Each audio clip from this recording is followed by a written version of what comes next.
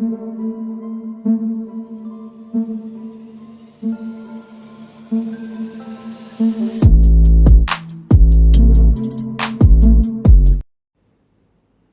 दोस्तों, scary story official में आप सबका स्वागत है। आज की कहानी की तरफ बढ़ने से पहले चैनल को सब्सक्राइब कर लीजिए और अगर कहानी अच्छी लगती है तो प्लीज़ लाइक एंड कमेंट करना मत भूलिएगा।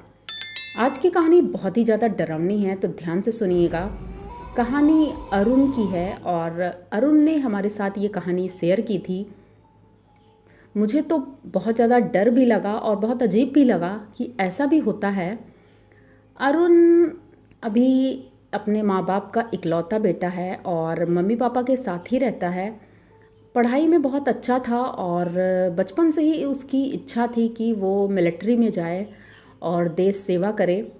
तो उसके लिए वो खूब तैयारी कर रहा था। दौड़ लगाना, कूदना, ये सारी चीज़ें, फिज़िकल एक्टिविटीज़ उसकी बहुत अच्छी थी। अच्छा खासा लंबा चौड़ा भी था। तो तैयारी चली रही थी, तभी उनकी मम्मी ने बोला कि क्यों ना बेटे की शादी कर दें। अभी पता नहीं जॉब कब लगेगी, उससे पहले हम इसकी शादी कर देते हैं। तो बेटा तो पहले तैयार नहीं था, लेकिन मम्मी पापा के कहने की वजह से वो रेडी हो जाता है और एक रिश्ता आया था, बहुत अच्छा था। लड़की का नाम नीलम था और नीलम बहुत खूबसूरत थी, जिसे देख करके अरुण एकदम पिघल गया और शादी के लिए मान गया था। अब घर वाले भी खुश थे और सभी खुश थे। शादी हो गई अच्छे से और ये लोग अच्छे से रहने लगे। उसी दौरान ये अपनी तैयारी तो कर ही रहा था, तो फॉर्म निकला और उसने फॉर्म भर दिया और फाइनली वो दिन आया कि फिजिकल भी हो गया और टेस्ट भी हुए, सब कुछ हुआ और उसमें वो पास हो गया। तो सभी लोग गांव में कहने लगे कि ये सब बहू के शुभ कदम की वजह से हुआ है। वैसे भी गांव में और ज़्यादातर कस्बों में ये सारी बातें लोग बहुत कहते हैं कि नई बहू के शुभ कदम हैं या अशुभ कदम हैं। घर में कुछ गलत हो जाए तो लोग कहेंगे बहू के अशुभ कदम हैं। लेकिन फाइनली नीलम के साथ सब अच्छा हो रहा था और उनके पति की जॉब लग गई थी, तो सब लोग बहुत खुश थे। अब मिलिट्री में जॉब लगने का मतलब होता है कि वो अक्सर बाहर ही रहते थे। साल साल भर में कभी आते थे तो 10-15 दिन के लिए, उससे ज़्यादा नहीं आ पाते थे। लेकिन नीलम इतनी अच्छी थी, बहुत अच्छे से घर मैनेज कर रही थी, अपने सास ससुर की सेवा करती थी, सब कुछ करती थी और जिससे अरुण भी बहुत खुश रहता था। वो उसके लिए हर तरह से प्रयास करता था कि मैं नीलम को खुश रख सकूं। बहुत ये सोचिए, जब वहाँ से आता था तो इसको घुमाना फिराना, उसकी शॉपिंग कराना, सब कुछ कराता था। इसी तरह दिन बीत रहे थे और नीलम प्रेग्नेंट हो गई और उसके जुड़वा बच्चे हुए थे, दोनों लड़के। ये खुशी तो सबसे बड़ी थी, पूरे गांव में लड्डू बटे थे।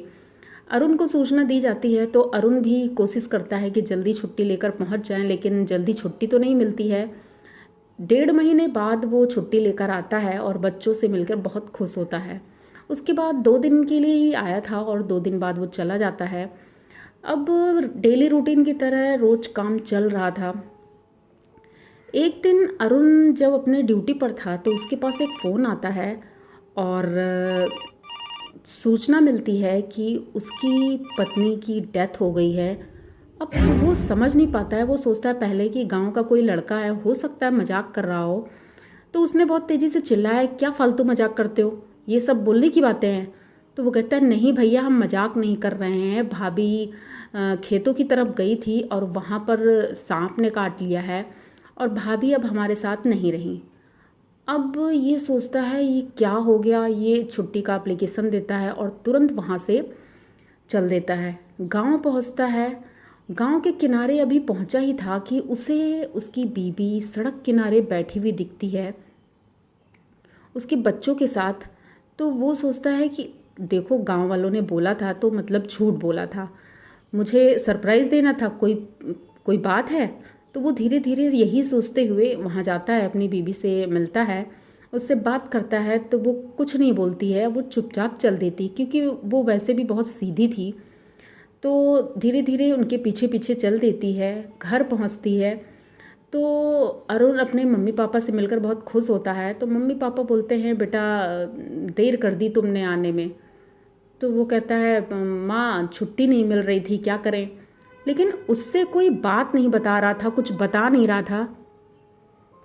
ये समझ में नहीं आ रहा था। माँ ने उनकी बोला भी कि बेटा इतने दिन का साथ था, वो नहीं है। तो ये तब भी सोच रहा था कि सब मजाक कर रहे हैं। अब ये अपने रूम में जाता है तो वहाँ उनकी पत्नी बैठी रहती है, बच्चे लेटे रहते हैं।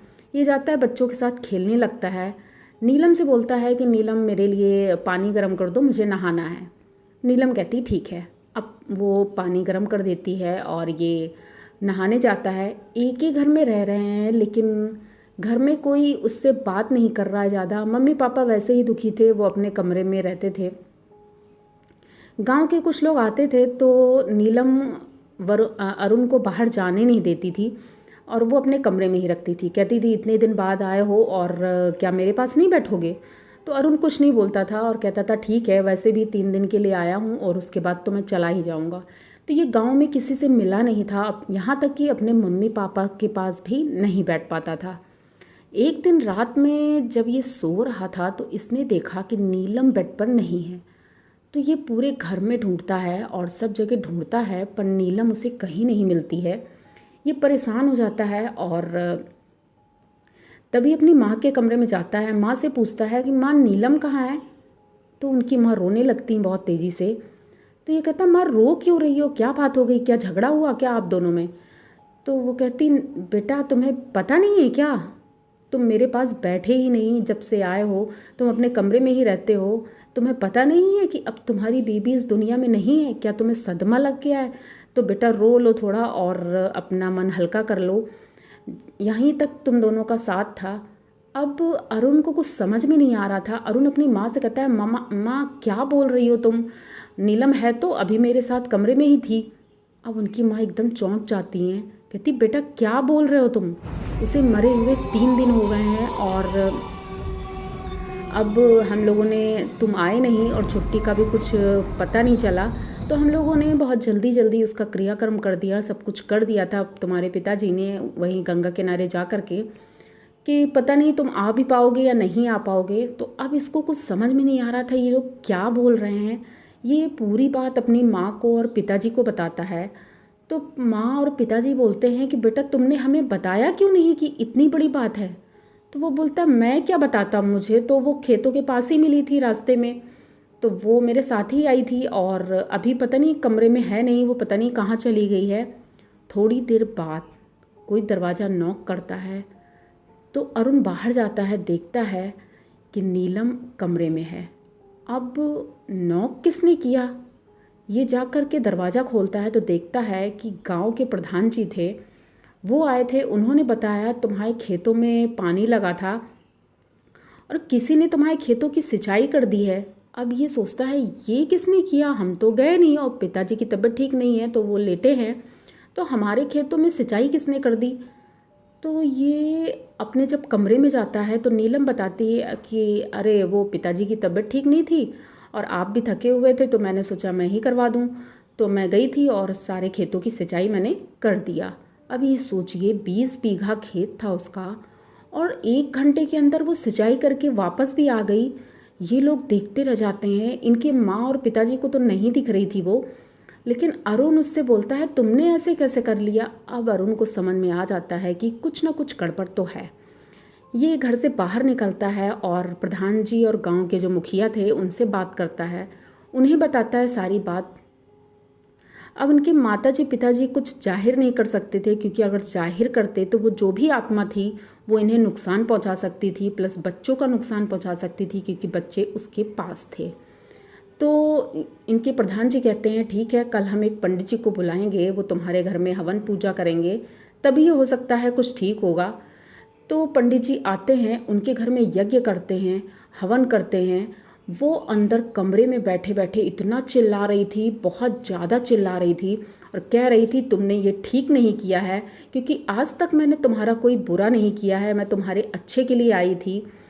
तो पंडित जी जब उससे कबलवाते हैं तो पता चलता है कि उसकी मौत 15 दिन पहले हो चुकी थी, लेकिन जब इनकी पत्नी की मौत हुई तो उस वक्त वो वहीं पर थी और उसे भी ये चाहिए था कि कोई शरीर मिल जाए या किसी के घर में पनाह मिल जाए, तो उसे ये मिल गया। उसके बच्चे नहीं थे तो बच्चों के प्यार की वजह से वो बच्चों के लिए इस घर में आ गई और तभी कह रही थी कि मैं इन बच्चों को अच्छे से पाल पोस कर बड़ा करूँगी, पूरा माँ का प्यार दूँगी, तुम लोग मेरे साथ ऐसा गलत मत करो। लेकिन अब किसी चुड़ैल को या प्रेतनी को घर में तो नहीं रख सकते, तो इन लोगों ने यज्ञ किया, हवन किया और उससे बोला कि हम तुम्हें मुक्ति देंगे और तुम मुक्त हो जाओगी, इस तरह तुम्हें सज़ा नहीं काटनी पड़ेगी। तो वो राज़ी हो जाती है और हवन के द्वारा उसे मुक्ति दिलाई जाती है। उस दिन के बाद से वो कभी दिखाई नहीं पड़ी। अरुण जी अपनी फैमिली के साथ अब आराम से रह रहे हैं। अरुण जी की दूसरी शादी भी हो गई है, तो उसी घर में सब रह रहे हैं, लेकिन किसी को कोई प्रॉब्लम नहीं है। तो आपको ये कहानी कैसी लगी? अगर अच्छी लगी हो तो प्लीज़ चैनल को सब्सक्राइब करिए, लाइक कमेंट करिए, शेयर करिए और बने रहिए हमारे साथ। मिलते हैं फिर किसी नई कहानी में, तब तक के लिए डरते रहिए।